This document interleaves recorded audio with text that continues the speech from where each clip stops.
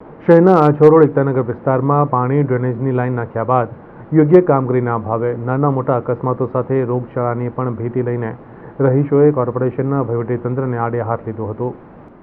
વડોદરા શહેરના આછોરોડ એકતાનગર ખાતે કોર્પોરેશન વહીવટીતંત્ર દ્વારા પાણી ડ્રેનેજ લાઇન નાખવામાં આવી હતી.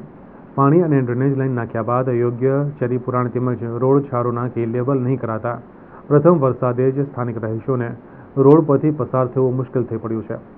વારંવાર રજૂઆત કરવા છતાં કુંભકર્ણની નિંદ્રામાં પડેલ વહીવટીતંત્ર આજ દિન સુધી ધ્યાન આપતું નથી, જેનો ભોગ રહીશો બની રહ્યા છે.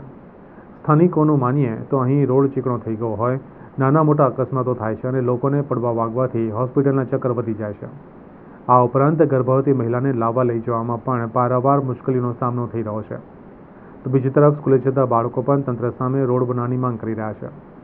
એક તરફ મહોરમ પર્વ છે અને બીજી તરફ રોડની સમસ્યા ઘર કરી ગઈ છે.